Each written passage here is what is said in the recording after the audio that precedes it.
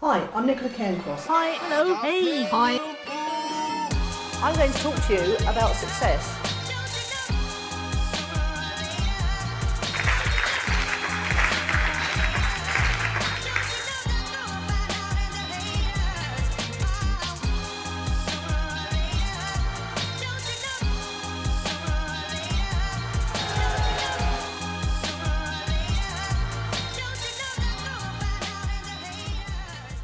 Yes. Well, hi, it's Nicola here, and it's a lovely week in Stoupa. We're mid-August now, and the temperature's just come down a little bit from what was around 37, 38, but apparently feels like 41, and it certainly did, to a rather nice 31, 32, which feels like about 37, 38, which is much more bearable, I find. So, yeah, I'm feeling pretty pleased with myself this week. I've had 2 Greek lessons, and while I can't remember much vocabulary, the numbers are starting to sink in, as are the letters, because anyone knows that has looked at the Greek language. There's the old traditional Greek language, which is all hieroglyphics and squibbly bloops, and then there's the sort of modern version of that.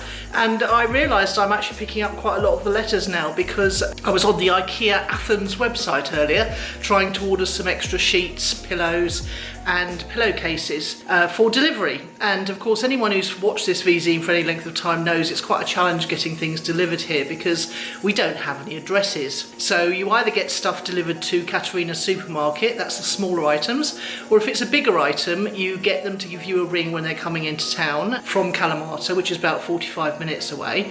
And you can either meet them at the bakery, it's all a bit random, I tell you, or you can get them to drop your stuff off at your favourite taverna. And so that's what I'm doing with my bed linen. Now, when I got to the checkout page, I was fine with all the translation, because you can translate most websites into other languages now. When I got to the checkout, however, and started filling in my name, I realised that my keyboard had suddenly turned itself into Greek, and it was putting whatever my keystrokes were in Greek in the forms, which was a bit disconcerting. So I thought, oh dear. So I put out a call for help on Facebook, and lots of people came up with lots of ideas about where else I could get my sheets and pillows, but nobody offered me a solution for what to do about this checkout page. I stopped typing my name and I started typing the name of the taverna, and I realised that looking at the letters, I could actually tell that it was, even though I was typing a P, it was turning it into a Greek P, which is an R. But anyway, I realised that the word that was coming out in the address box for Pefko Taverna was absolutely correct. So I went back and I started just putting my name in, and although my surname, Cairncross, I don't know how well that translates into Greek, Nicola certainly did, and I recognised that it was coming out as the word Nicola. So I thought, okay, if I can get this stuff from Athens IKEA to Pefko Taverna with Nicola, the name on it, the boys at Pefko would recognise my name and know it was for me, especially if I go and brief them first. So it was all quite exciting, and I managed to spend just under €200 on new bedding. It should be here within 14 days, which is well within the time frame that Phoebe and Nelson are arriving. So next stop, to try and work out about a long-term car hire. That's my next plan. So yeah, it's all go round here, I can tell you. If you go to my personal profile on Facebook, you can see the little video I made of the 80th birthday party I went to recently. What else have I done? I've had a big launch of my Clicks and Leads Academy this weekend, and managed to sell quite a few memberships on that, so I'm really pretty pleased with that.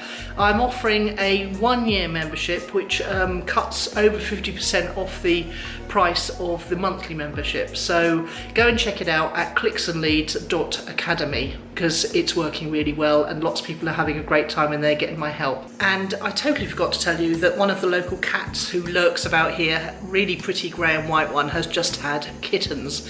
Now it's late in the year, so whether they'll survive or not is another matter, but I've been putting food out for them on the request of my landlady, who used to have this house before me, and they really are so sweet. One's grey and white and one's black and white, and they're the tiniest, cutest little things you could imagine. She'll make a cat lover out of me yet. I can't wait to show them to Phoebe and Nelson. Right, on to the middle bit, shall we?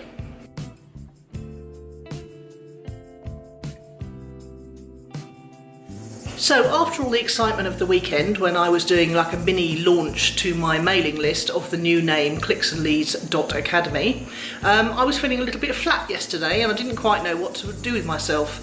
I also managed to get a bit sunburnt at the weekend, so I didn't really want to go down the beach yesterday because I was already a bit red round the face and I'm now starting to peel, which is rather attractive. So stay in it had to be of some kind. I could have gone down the seafront and sat in a cafe, I think, but that's a bit tortuous when you want to swim and you can't because you're scared to take your hat off.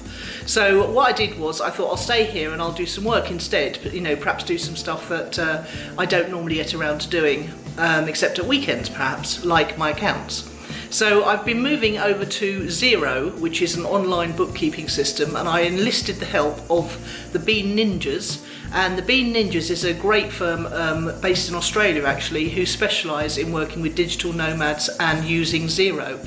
So I paid for some of their time to get it set up straight away, the Bean Ninjas way, and then to import all of my bank accounts from last September, which I started the new business then, and get it all reconciled. Well, we're still working on that because there's quite a lot of transactions coming through PayPal America, PayPal UK, those have to be reconciled to each other. Then the withdrawals have to be reconciled to the bank account, and then all the payments in to the bank account have to be reconciled, and it's proving a little bit of a challenge, but I can see the light at the end of the tunnel. And then I thought to myself, okay, well, this isn't a money-making activity, is it? And really, I should have outsourced the whole lot. But I thought to myself, what else can I do that will help me to increase my income over the next few months?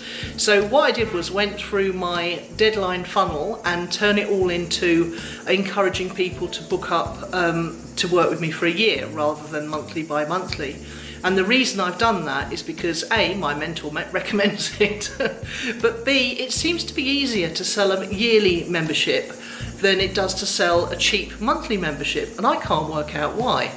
Well, there's the perceived value, I suppose, in the fact that at $79 a month as it was, that's about just under $1,000 a year, and if you offer that for half, people are quite likely to put, I suppose they see it as a sort of payment plan on a year's membership and a big discount to boot.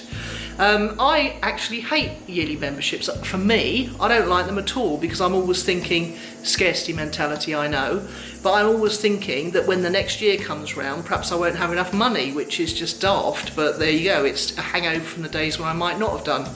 So yeah, so it seems that, you know, if you've got a membership site or you're thinking of it, it might be well worth offering, as well as a low monthly payment, a good discount on an annual payment. And the benefit of that really for my other members is that people come into the site and they're more committed.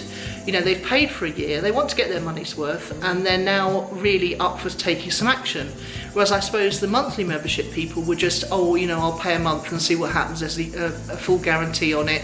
Perhaps I'll have a look, and, you know, and nothing magical happens because they don't take any action. And then they think, oh no, I'm going to cancel my membership. But in the meantime, they've come in, made all their announcements about what they're going to do, and then they drop out again, which is quite disruptive for existing members. So it is nicer to have a more committed member in there, which someone who's paid just under $500 is going to be. So yesterday I had to balance my time. I felt a bit flat, so I had to manage my mood. I had all the excitement and adrenaline of like a mini launch and all the excitement of people, you know, asking me questions about it and the money coming in. And then the next day I was feeling a bit flat emotionally, so I divided my time between something that would move my business forward but not be an income producing activity, and then swapped quite quickly to something that was going to be an income producing activity, which is beefing up all my marketing materials to encourage annual members. So in conclusion, there's lots of things that go on every day. It was a Monday, it was an ordinary day. I had to manage my mood. I had a bit of success over the weekend, and I didn't want to go swimming, so I had to fiddle and faddle about doing some admin and doing some marketing.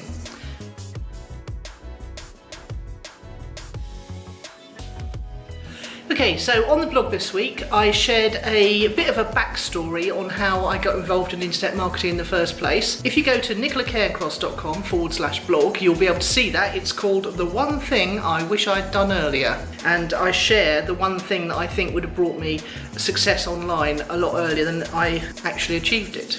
The next thing is on the podcast, on ownitthepodcast.com, episode 143, we're talking about trust. Trust in business, trust your business partners. Do you trust yourself to do the things that are required?